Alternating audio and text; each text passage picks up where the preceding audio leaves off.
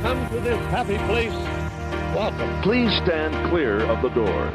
Por We favor, invite you, if manténganse you alejados dare, de las to puertas. visit tonight's episode in Twista, in this elevated travel doorless chamber.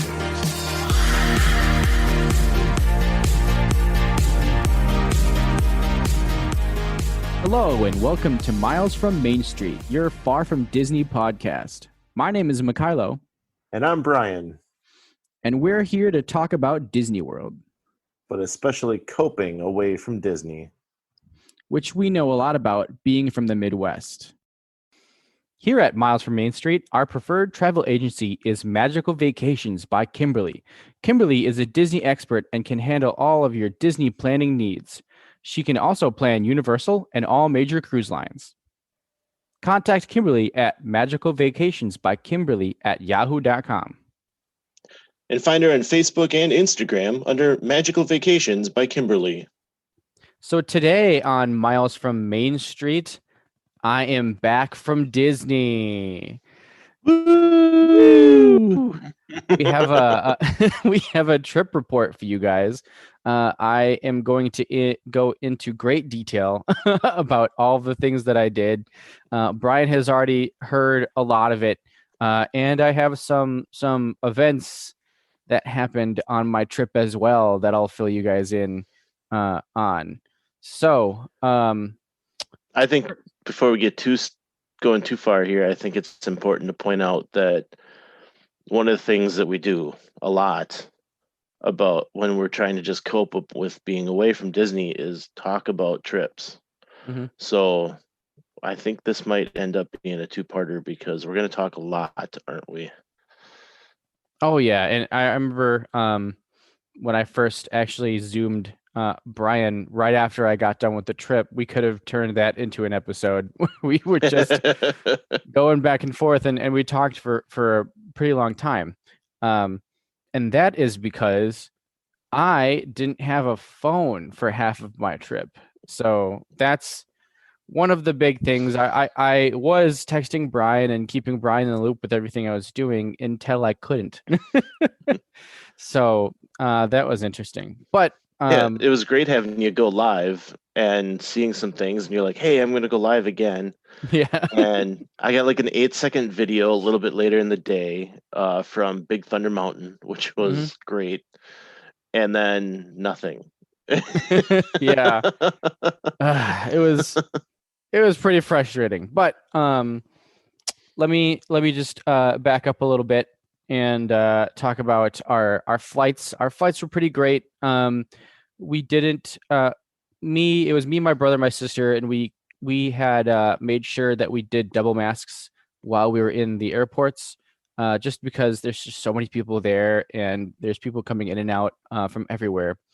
So we just made sure we had double masks. I actually had I worked with a vendor that I work with that actually produced KN95 masks. So I got a bunch of those masks at a huge discount. So thank you, Blizzard Lighting. That's who I'll give them a little bit of a shout out. That's who I worked with. They're a local Wisconsin lighting vendor, so they're pretty great. But yeah, we never really felt, especially flying out of Madison, Wisconsin, because I felt like that one flight, the Florida flight, was like the only one actually happening around that time. So that was great. We definitely felt like some of the only people in the airport. That airport feels like that all the time anyway, though. Yeah. There's not really a lot of people around. And yeah. We did stop at Charlotte, and that one definitely felt a little bit more busy. But then, we got to Orlando, and that one felt dead too. So that's cool. I never really felt too weird with wearing a mask and being in the airport. So that's good. And then we ended up Ubering out to the resort. We stayed at the Wyndham Resort that's right next to Disney Springs. And that was not an issue at all. It's pretty easy to find an Uber. We found one just as we were getting off the flight, and by the time we had gotten to like that front pickup area where all the Ubers pick people up, they were already like 2 minutes away. So that was super easy.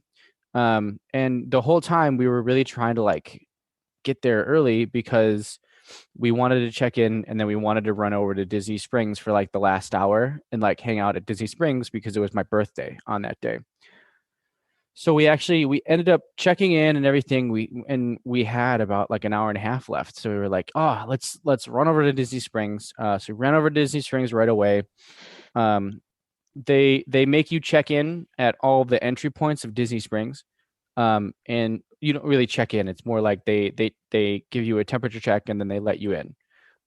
So you can't just kind of like run in and out of Disney Springs. Like once you're there, they like you have to like go through checkpoints and everything. So, which is fine. I think that's definitely a good idea. It wasn't a time-consuming thing, though, was it? No. I mean, sometimes there was. We went there a couple times, and sometimes there was a little bit of a line to get in, but nothing. I mean, not a long wait. But so we got there, and I mean, the first thing we did was we actually got a couple drinks because it was my birthday, of course, and it was so great to be back. And it's so funny how we call these places home, and everything like that. I remember my brother mentioning that like he doesn't feel like he left at all. Like he just feels like he's back home, and that like it just feels right and just like feels the same, which is cool. Um, and so we ended up walking around, and we actually we were trying to find a place to eat. There's a good amount of quick service places at Disney Springs, but one of the places I wanted to hit up right away was Chicken Guy.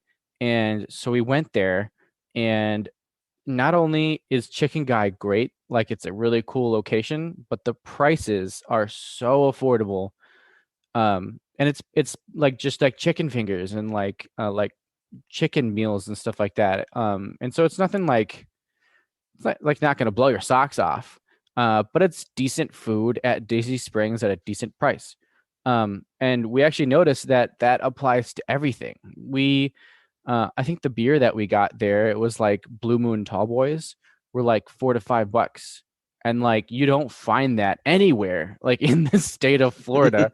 That's like Wisconsin beer prices right there. Like, it was good. So if that's probably my first big tip of things that I learned on this trip was at Disney Springs, everything's going to be pretty expensive. But if you're looking to drink on a budget, go to Chicken Guy because everything is cheap there. And the food is great. They have a whole bunch of sauces. I think it's like 20 plus sauces that they have. And we all three of us, you get two with all the orders that you get. So all three of us got a different sauce and we just tried each other's sauces. And they're all great. And it's funny, the one that I wasn't blown away with was the one I was most like the one that I was anticipating to be really good, which was Nashville Hot. I'm a big Nashville Hot fan. I don't know why. I just love that sauce. All of the other sauces, even just like the regular buffalo sauce, was great. So definitely two thumbs up for Chicken Guy. Very good. Very affordable prices. So then after that, we went and got some froyo at the froyo place out at Disney Springs, and I got birthday cake froyo, of course, because it was my birthday. And then we ended up getting more drinks out over by the NBA experience, and it was actually already like 9:10 at that point. So or no, it was like 10 o'clock at that point. So like Disney Springs had started to close, and the lady there was really cool. So I told her it was my birthday, and so she gave us a few shots and she gave us some drinks past close, and so that was real cool. And so right around like 10:30, we ended up leaving, and Disney Springs looked pretty dead. Which actually, fast forward to like Saturday, Disney Springs is supposed to close at 10, and Saturday after everything we did, it was like 11:30, and Disney Springs still felt like it was hopping. So I think that's kind of like dependent on the night, and when all of the places decide that they want to close. I didn't try to get into Disney Springs past 10 o'clock, so I don't know if that's the thing, if they will still let people into Disney Springs past 10 o'clock, or if that's when they kind of shut down entrances to Disney Springs. But definitely that first night, it felt very dead, and like right around like 10:30. And that was a weekday. That was a Wednesday. So I mean, take that with a grain of salt. It might be busier on weekends. It might be actually busy on certain weekdays. You never know. But that's kind of what we saw, was that on weekdays, Disney Springs was pretty dead right around closing time. So when you're talking, I'm going to back up a little bit, but with Mhm. NBA experience, I think what you mean is that you were at that CityWorks bar, right? I think maybe it was. I know it was connected to the NBA experience. It was a bar that, because we were able to look through all of the windows into the NBA experience area, and like we watched the Milwaukee Bucks because their game had like just started, and it was like 9:30 or something like that. So um, I'm not sure if it was actually a part of the NBA experience. But that's kind of like where we were at that point. If it was CityWorks, I've heard a lot of really good things, and they also have some decent pricing there Mm, on their food and their drinks and stuff too. mhm. So I was just trying to help people out with, if they're gonna do what you're doing, I believe it's CityWorks that you were at. Yeah, we were it was at the very end of Disney Springs. We could turn around and we saw Cirque du Soleil like right behind us. So it was like right down there at the very end. But anyways, after that we went back to the hotel room and prepared for our first day in the parks. And so I was trying to get us to wake up pretty early, which we did, but we kind of I mean, it's the first day and everything. And you're just kind of like getting used to getting up, getting out, and getting ready. And so we left. Um, I want to say we left somewhere around like 7, or I think we actually left around 8 o'clock. And Magic Kingdom opened at 9. And through getting an Uber, getting to the ticket and transportation center, and getting on a monorail, um, by the time we got to Magic Kingdom, it was like probably like 8:50. So, and we wanted to get there like pretty early. Like we originally wanted to get there around 8 o'clock, but we ended up leaving the hotel around 8 o'clock. So it's just, that was kind of our first experience of like underestimating the time that we had, especially with Magic Kingdom, because with all the other parks, these Ubers drop you off right in front of the park. Um, Especially places like Animal Kingdom, because that drop off is like right next to the entrance, so you can just walk right up to the entrance. With Magic Kingdom, you have to remember that you've got to deal with the ticket and transportation center, unless you're taking a Disney bus that is straight there, which they don't let the Ubers um, drop you off where all the buses are. So something to keep in mind. However, that I feel like that really didn't hinder our ability to get in early and get onto rides that we wanted to ride. Our original idea was to get in line for Mine Train, which we didn't because the line for Mine Train was like looping around that whole ride a couple times already. So we were like, okay, we can wait to go on that one. But that just kind of shows you how late to the parks we were, because Mine Train was already like a 70-minute wait and the park wasn't even open yet. So instead we decided to go on a couple other rides, and we were able to walk on to Haunted Mansion, which is probably my favorite ride in that park. So I was really happy about that. One of the things I noticed about that though was when we got onto Haunted Mansion, I don't know if it was my eyes adjusting to the dark, or this is the lighting nerd in me, or the lights needing to warm up still, because a lot of that ride's old, and a lot of the lights on there are incandescent type fixtures. So there would be a little bit of a warm up time with those, but like not too crazy. So I think it was a little bit of both, where the fixtures still needed time to warm up, and our eyes, we were outside in like the beating sun for so long already that our eyes hadn't adjusted. But it did seem like that ride was abnormally dark right away in the morning. We actually rode that ride again later in the day, and it looked completely different.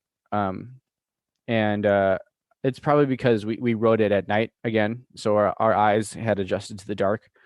But it's just completely different. Like I felt like when I first went on that ride, like I was struggling to see things. Just like in like the piano player, that scene, I was struggling to see the piano and everything, and all of that detail in there just wasn't there because it was so early and my eyes weren't adjusted, or the fixtures needed time to warm up.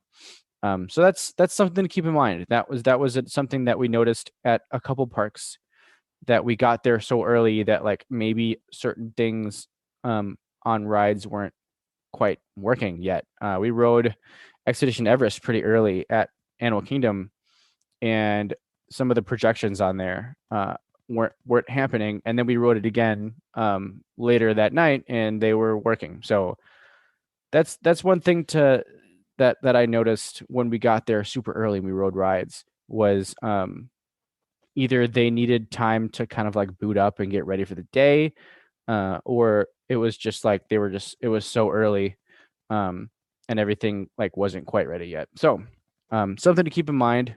But just being able to just walk onto these rides when you get there that early is so worth it. Like if you're not getting there at rope drop or before, what are you doing?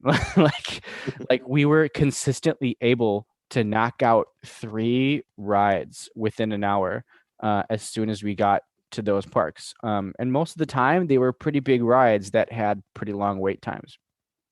And I think the tip there is that they might have a posted opening time of say 9 o'clock, but they're actually opening at 8:15 or 8:30. At every park, it's going to be half an hour to 45 minutes earlier than the posted opening time, because it's not the traditional, hey, it's time to come in the park now type of thing. It's, let's not draw a crowd, let's not build a crowd, let's get them into the park and doing what they can. Now, just because the park is open, from what I'm hearing, is that not every ride will be open. Is that what you experienced? We actually didn't experience that. And it might be just because the rides that we went to go on first were pretty popular rides that I'm guessing that they were trying to open up as soon as possible because people were already in the parks. We never really came across anything that wasn't currently open right when we got there. We didn't really try to, I mean, like certain shows, like the bird show at Animal Kingdom didn't open until like right at opening time, stuff like that. But yeah, we didn't really notice anything like that. And it might be because we're Disney veterans, and so we usually get to parks early.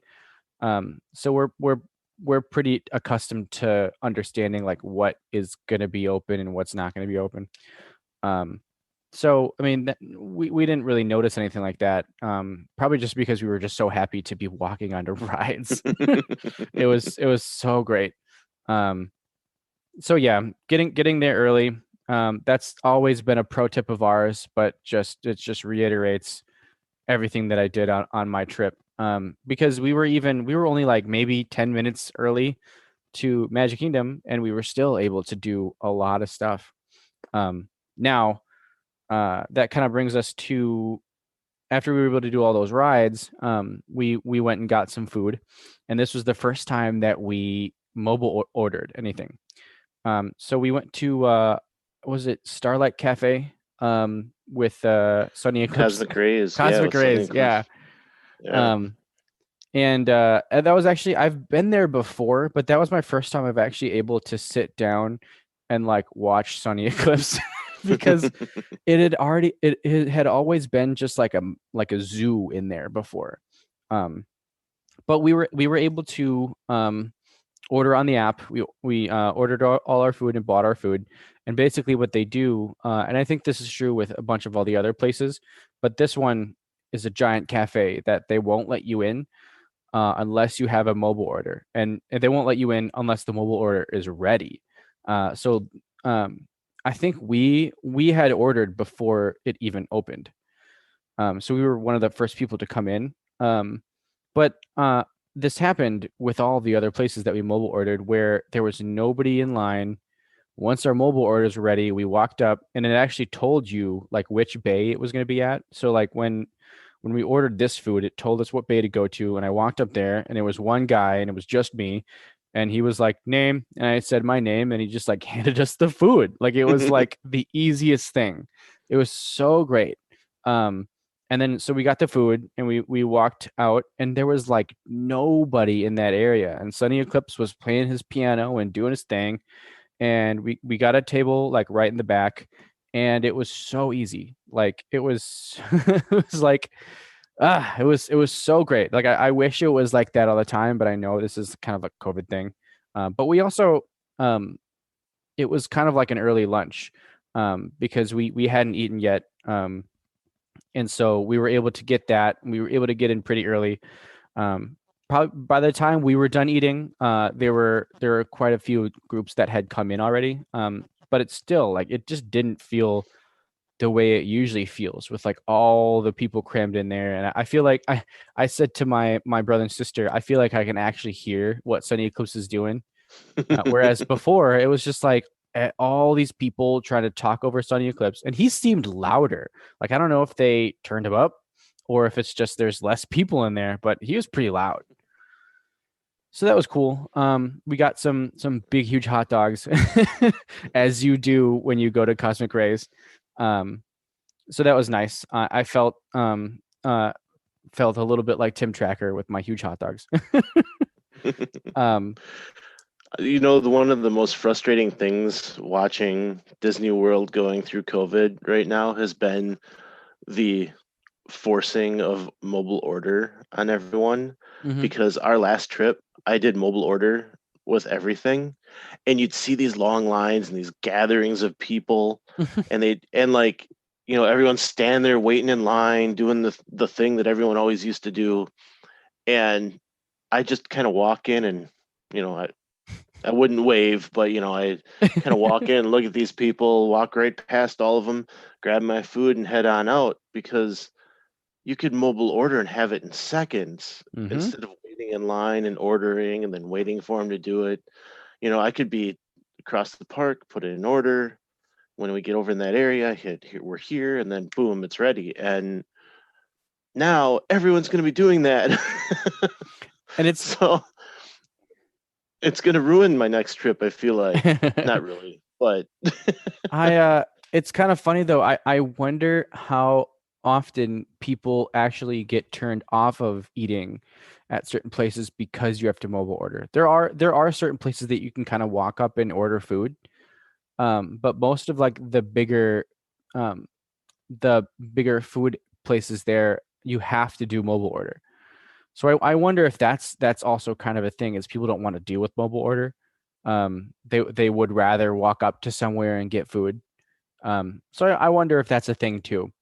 But yeah, it was super easy. And it was like everything with the first couple of days that we did just felt so easy. Especially that the Magic Kingdom while we were there. So it just felt great. We were there until like 7 o'clock, and we literally did everything we wanted to do. And so that was great.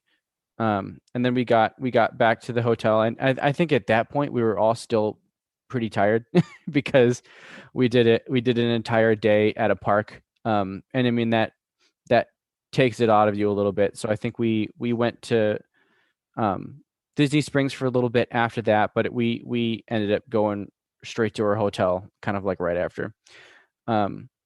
So that's good. We had a great night. The only thing I do miss is fireworks, of course, because they weren't doing that. So there was really no show or anything to kind of like stop and look at. But I mean, just the parks at night are always great. And that was one thing that we were looking into, was how dark it gets at these parks. 7 o'clock is when Magic Kingdom closed, and it was like just starting to get dark.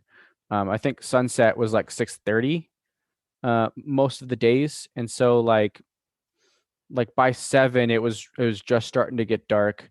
Um, but anyways, we did have a dining reservation at Magic Kingdom, and this was probably the biggest dining reservation that we had at the parks or Disney Springs, and that was at Be Our Guest. And I have to say, I had a lot of fun at Be Our Guest, and I thought the food was amazing. And anybody who says otherwise can answer to me, because I thought it was great. um, it's funny, the whole time I was there. It's weird right now because usually when you get there and you check in, there's kind of like that front area at Be Our Guest where you can kind of like mosey around and kind of look at some stuff. Now they kind of have you standing on circles. When you're at the parks right now, you'll notice that they have these like circles everywhere, and that's kind of where they tell your party to go to. And so you'll sit on these circles, and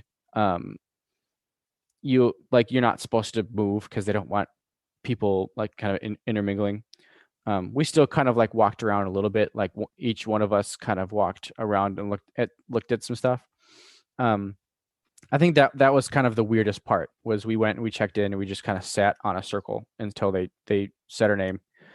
But then we got in and we were in the main dining room area. We were kind of towards the back, but that's to be expected because we booked our time pretty late. I was still amazed that we actually got a reservation for this place, but we were kind of in the back, but you could still kind of like see everything really well. And it was all lit up perfectly, and you could see the window with the snow coming down. It was getting PTSD because I knew I had to go back to Wisconsin after that.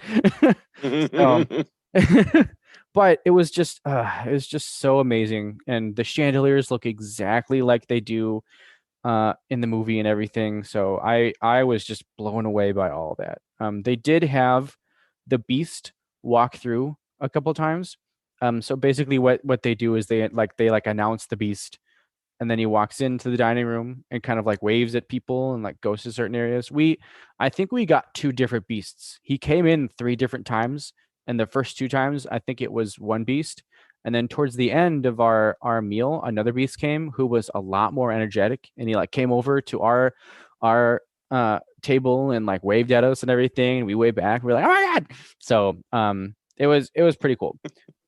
But the food that they have there, it's kind of like a prefixed menu where you get it an entree, you get a dessert, and you get a starter, kind of like a soup or something. And so it's like a flat fee, and then you get to pick from all of those. And one of the things I've heard people complain about is that they just don't feel like there's enough food. And I would agree with them to a point. I would say that comparing the entrees to like the entrees that you get at some other places, I'd say sure. Yeah. Like that's not a lot of food, but you kind of have to take into account all of the things that you're getting. Like it's all one big meal.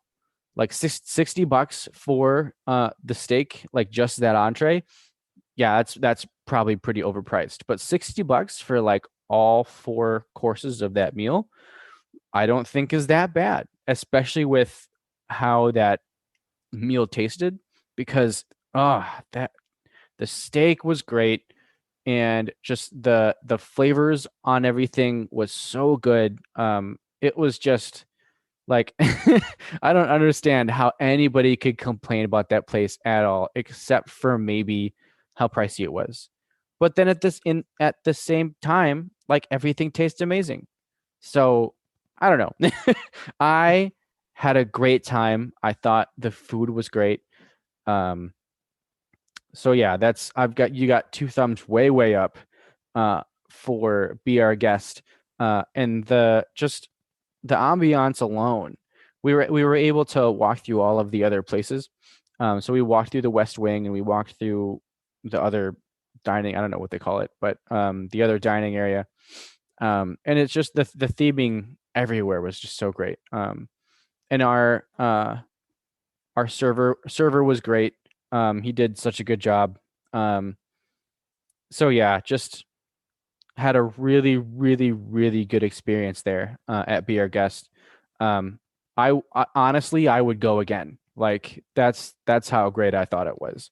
Um, and this will be later, and it might be also on the next episode. But I try not to go to places too often at Disney because there's so much to do. Um, so I'll experience it once and then I'll try to find other things. So saying that I'd go again is kind of like a big honor. But I totally, without question, I would definitely go again.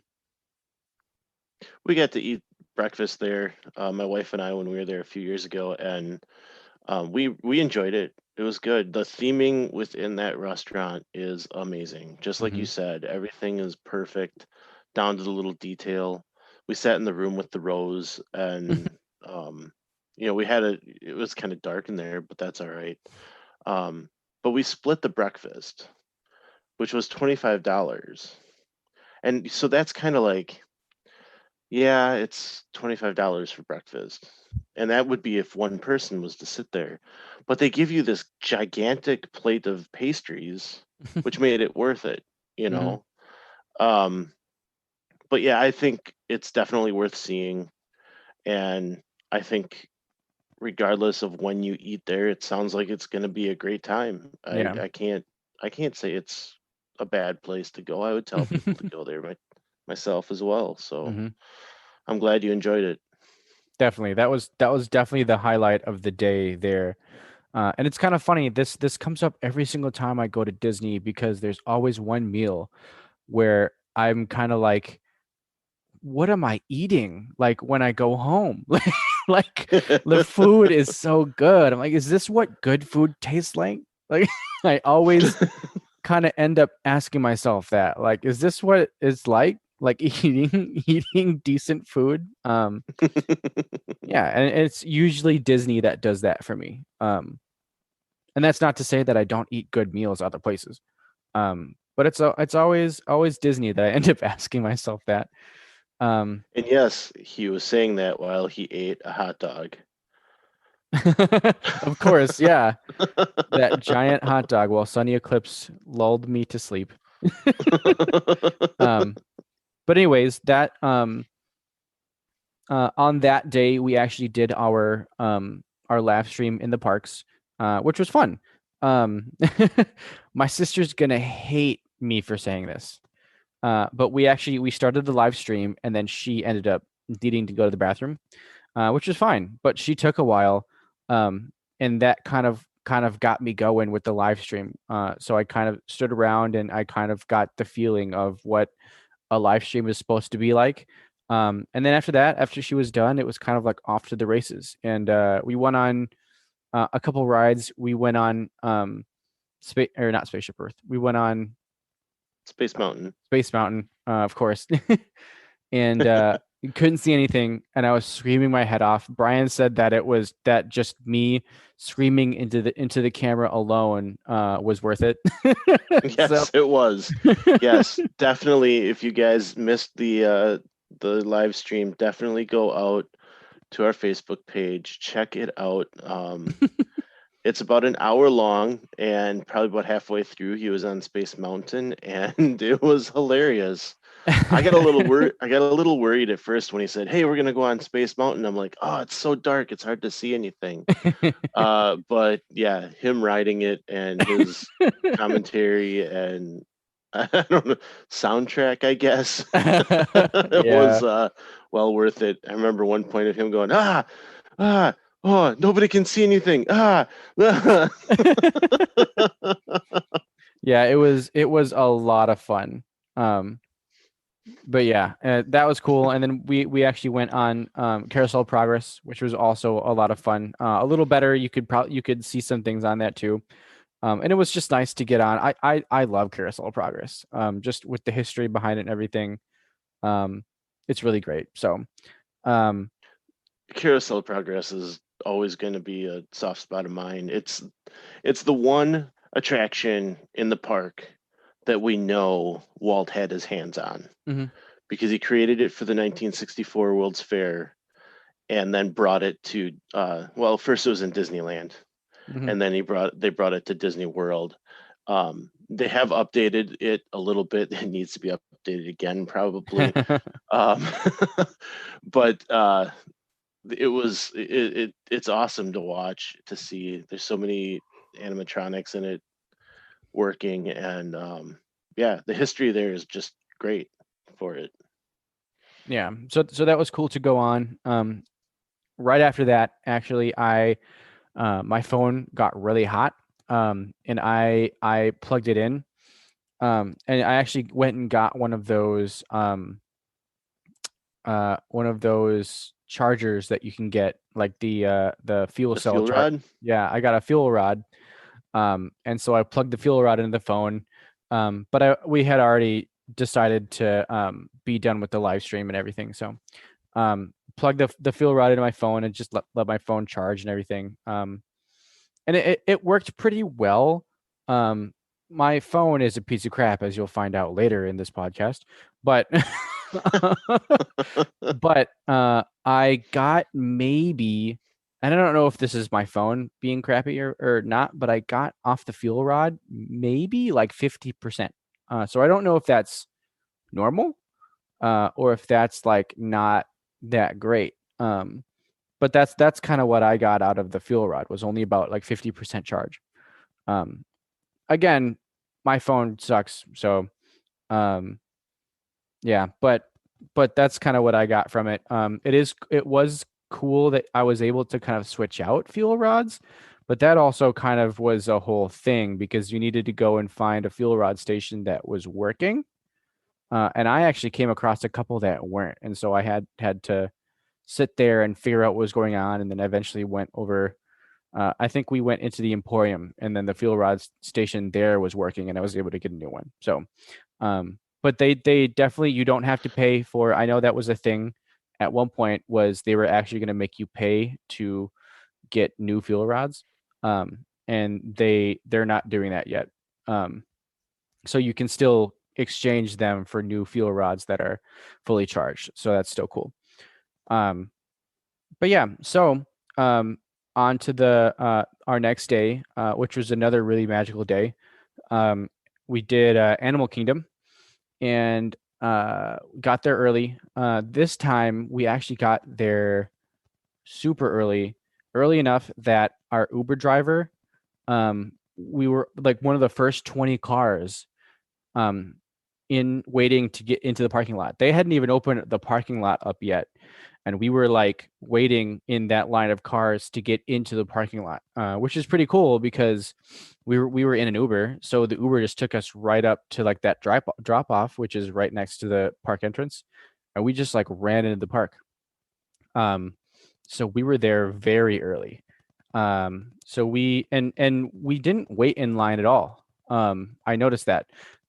We didn't wait in line at all to get into the park. We just ran up to the front of the park, tapped our magic bands, and ran into the park. So I wonder if that's a thing where as long as people are walking up to the gates, they'll let you in. They can let people wait in their cars because that seems safe with COVID. But yeah, I wonder if that's a thing where they won't stop people at the gates. They'll just let them right in, because we never did. We never had to wait by the gates at all. So we got in right away, and of course we ran straight to Flight of Passage, and we were straight up one of the first groups on Flight of Passage. so cool. We ran straight through the line. We got to the ride. We got on Flight of Passage. I took I think it's called Dramamine, something for motion sickness, because I've been sick on that ride before, and so I took some of that. And I would highly recommend, if you ever get motion sickness on rides, try that stuff, because I had absolutely no problem, and it made that ride so much better.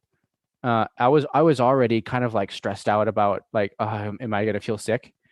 But as soon as the ride started and I wasn't feeling sick, it was so much more enjoyable.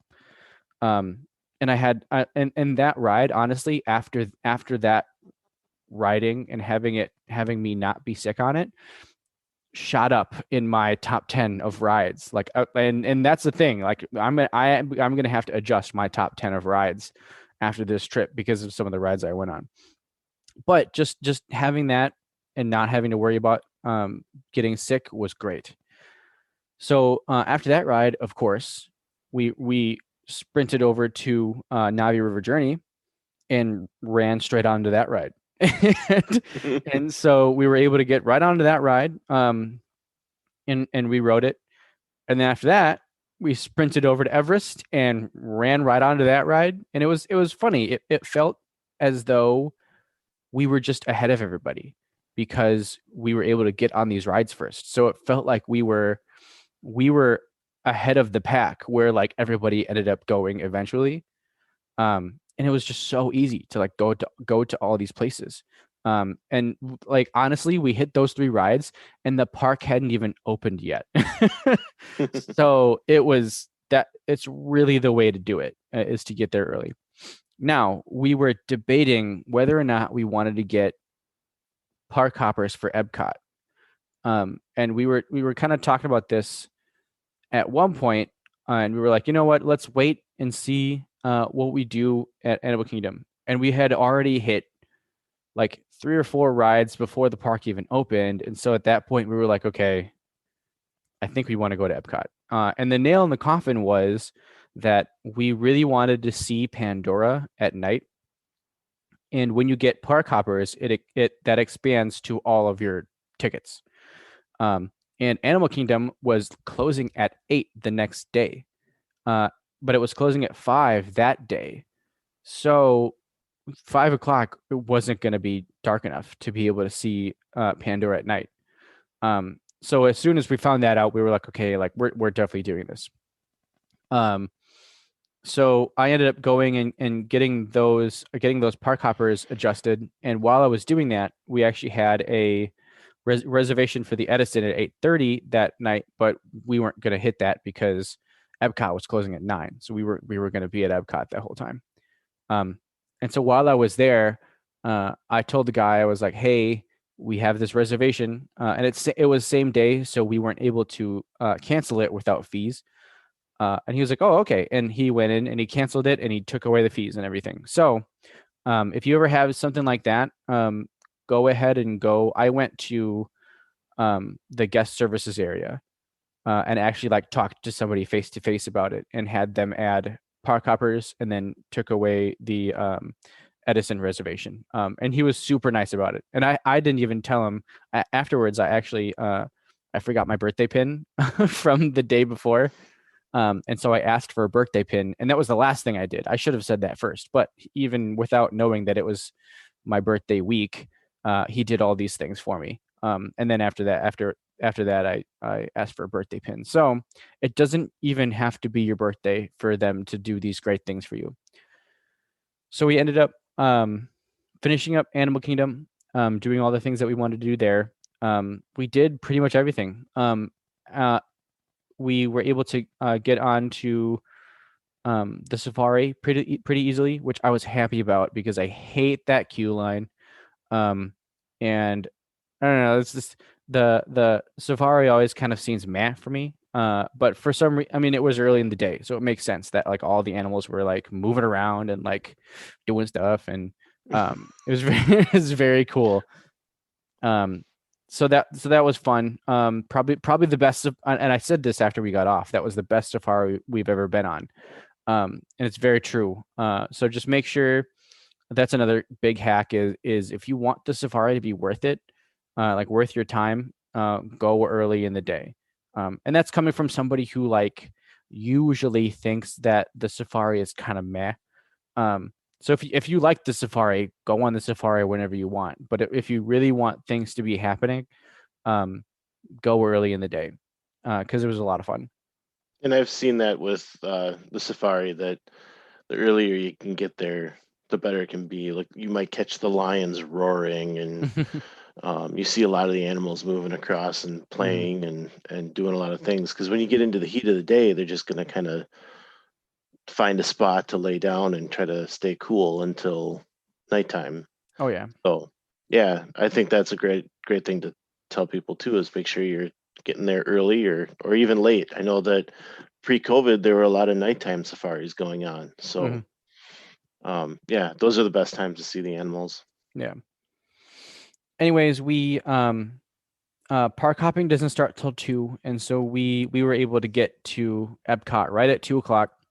And we were able to get in there, and this is there's always that like one surprise with Disney, and this was one of them. It wasn't really a surprise. We knew we were doing it, but it was like a surprise for that day, that we ended up going to Epcot. And I was so happy that I did, because Epcot is my favorite park.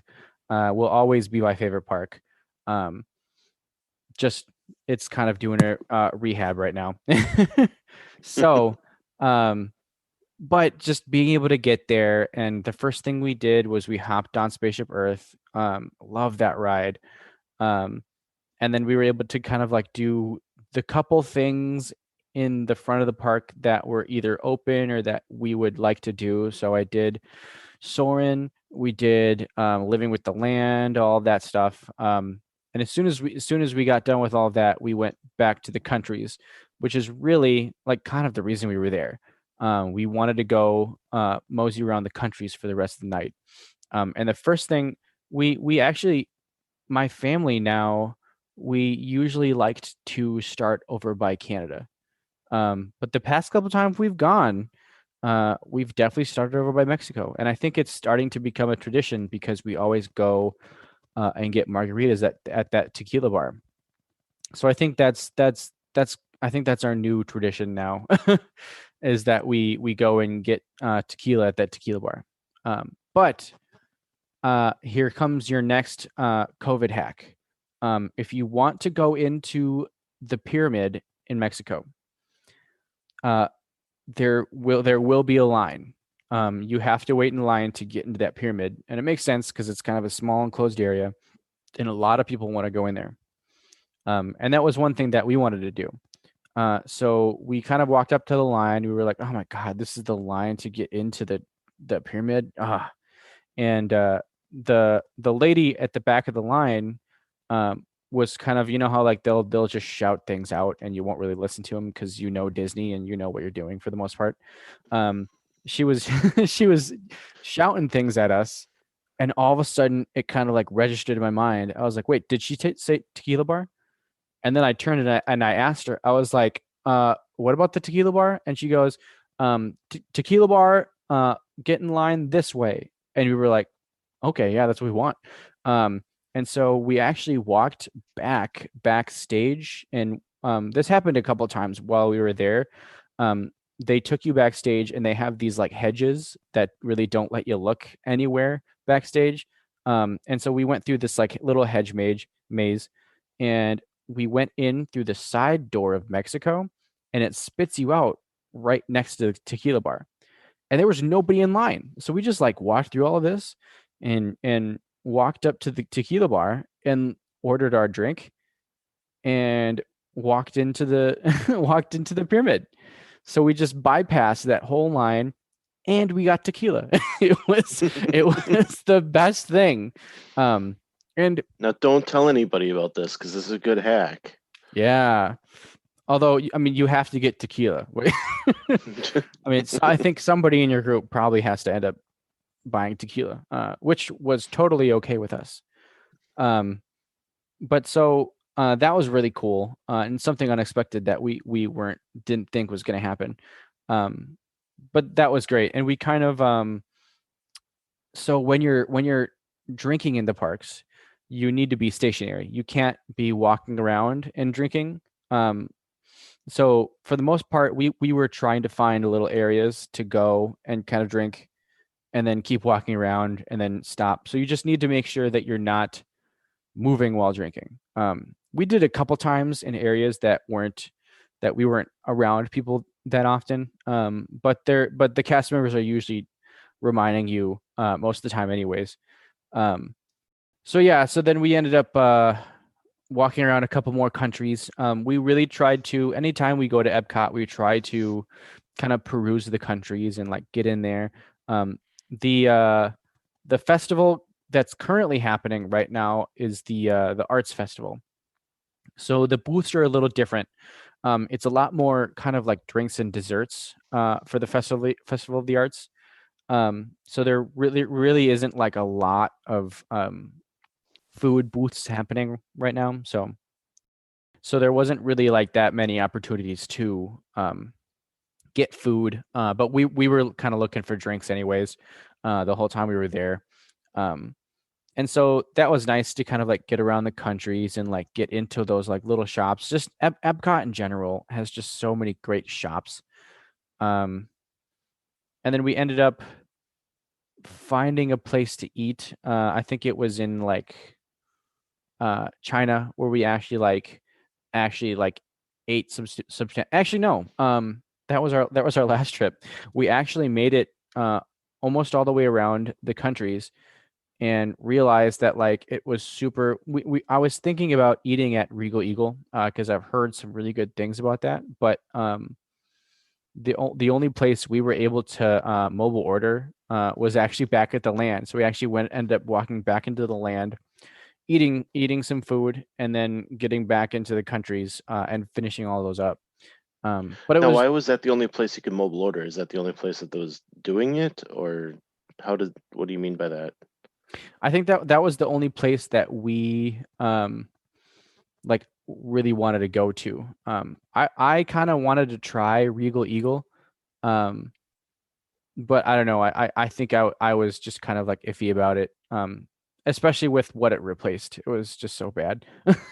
But I have heard some really great things about it. But I think the only place that we felt confident kind of going at Epcot, because all the other places were you needed reservations, and trust me, I tried standing at the front of Le Cellier, and I tried to get my courage up to just ask and see if I could randomly get a table, but I didn't. I should have. Honestly, I should have.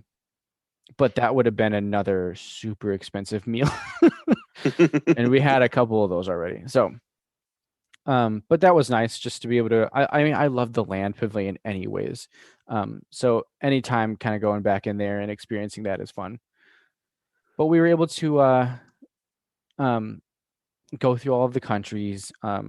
One thing I did see that was very cool that I'll point out is the Spirit jersey for China is probably the coolest Spirit jersey there is. It's got all of these like sparkly like Chinese letters and symbols and everything on it. And on the back it says like Happy New Year. It's just like the coolest looking Spirit. I almost bought it. Like I thought it was so cool. I should have. I honestly should have. I don't know, the indoor one that you showed me, which I know you haven't gotten there yet, but that indoor one you showed me is pretty sweet. So Oh yeah, that and yeah, that one's just so great. And just like I've really gotten the Spirit jersey itch. Like it's definitely become an obsession. But yeah, just going through all of those areas. The one thing, and this is kind of an adult thing. So parents, put your kids to bed.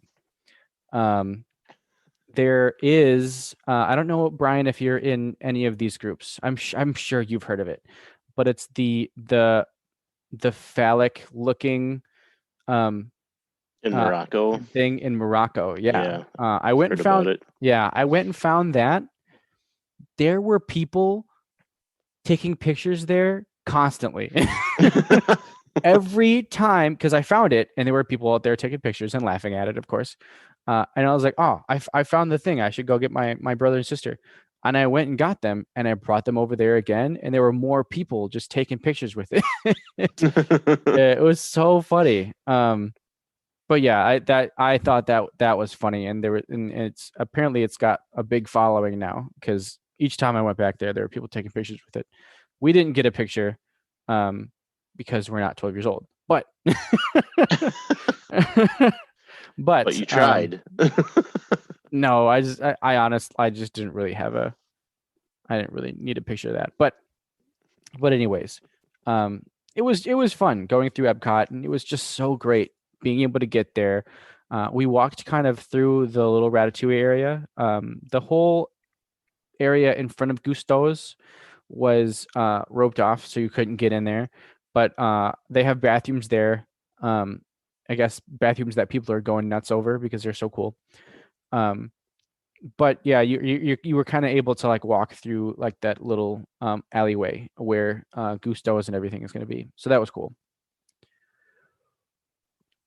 Yeah, I believe they closed the bathrooms in Morocco for some sort of refurbishment. And that's why they had to open the ones over in France, the new ones. So nice. I think that's what it is. Cool. So that was that day. It was a long day, and at the end of that day, our feet hurt. It was that was probably one of the things that I'd like to figure out at some point because my feet always end up hurting at Disney, and it's probably just because I sprint everywhere I'm going. Like I am just fast walking everywhere. And my feet always end up hurting. So if you guys have any tips, like what are the things that you guys do for your feet? Do your feet hurt too? Because our feet, especially my sister and I's feet were just a mess, especially after that day, because it was a big, long day. At Animal Kingdom is when my phone decided it didn't want to be a phone anymore. And it was weird. I can't remember what. Oh yeah, we were about to go get some Starbucks in the park, which I think we hit Starbucks at every single park. Which is actually kind of cool, and you wouldn't think that it'd be so easy to go get Starbucks because we didn't really I mean other than Hollywood Studios when we were there, we didn't really wait in that many lines for Starbucks. So and then Joffrey's when we were at Magic Kingdom and we had some Joffrey's coffee, we as a family we've decided not to drink Joffrey's anymore because it was just so bad. And I don't know. I find that interesting because we had Joffrey's the last time we were there and we enjoyed it. So maybe I just like bad coffee. I don't know. It's possible. No. No, I don't know if it was because we all got like that like nitro cold brew type coffee. So I wonder if it's just that type of coffee that type of coffee Joffrey's just isn't good at or something. I don't know.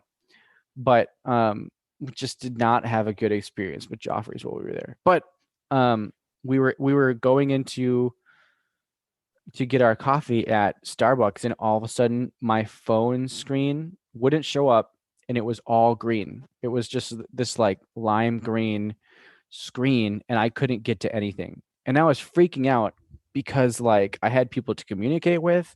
I had to talk to Brian. All of my reservations were on there. So I was angry. I was so angry about that. Thankfully, had this been a solo trip, I would have been screwed. Like I would have been done at that point. Like I would have had to have stopped what I was doing and gone and gotten a phone somewhere somehow.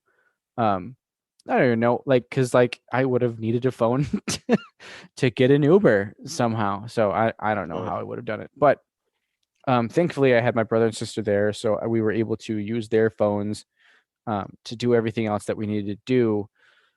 but that was frustrating. And it's your phone is so important when you're at the parks, because that's like they really make it so that you need to be using the My Disney Experience app for like pretty much everything you're doing. So that was frustrating. But yeah, I mean, other than that day was wonderful. Just everything we were able to do in Animal Kingdom, into Epcot, and just being able to experience Epcot and experience the countries was just so great. And I'm so glad that we did it. So yeah, that's we're gonna stop there, because the next 2 days we have other things to talk about, and so we'll kind of split it up between these couple days and then the couple days after.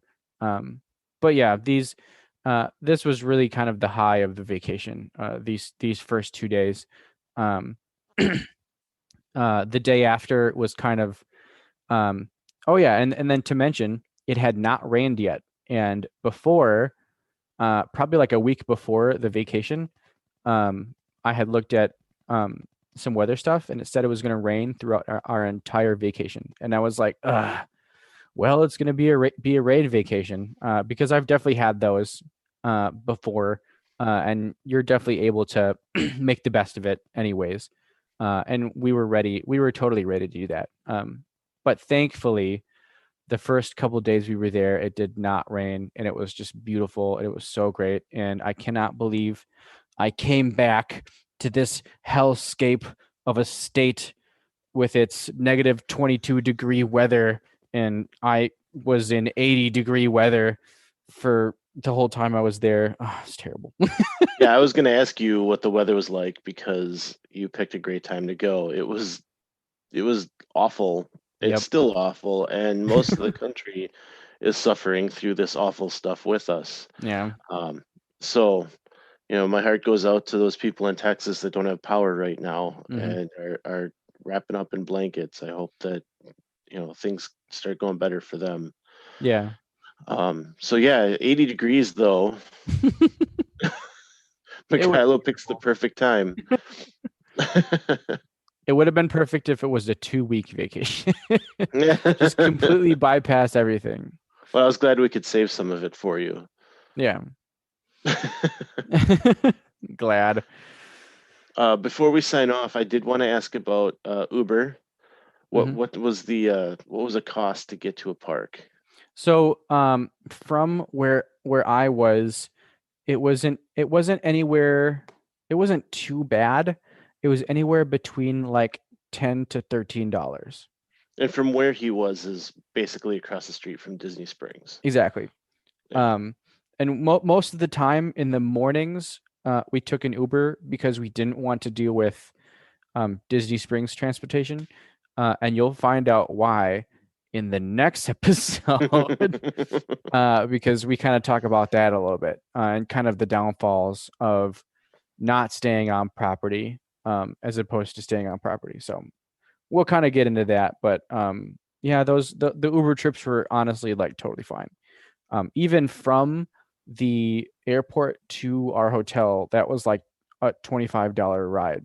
So like not really bad. breaking the bank that much. So Okay. And then to jump on what you had said earlier, we'll pose this as a Facebook question, both in our community. If you want to join a group on Facebook, join the Miles from Main Street community. We're out there talking about different things with Disney. So I'm going to pose a question about footwear. What do we do to help Mykhailo get his feet to stay nice and cozy while he's on his trip? So I'll throw that out there in the community, and I'll throw it on the Facebook page. So please join us out there and let us know what you guys do. Yeah, definitely. Well, that's all we got for you guys today. Hope you guys join us next time on Miles from Main Street. Thanks for tuning in. If you enjoyed the show, please rate us on iTunes and subscribe. Email us at milesfrommainstreetpodcast@gmail.com. with any thoughts and visit us on Facebook under Miles from Main Street. We'll be bringing more to you weekly and look forward to talking to you then. Until next week, remember, some live close, but most of us don't. So let's talk about it.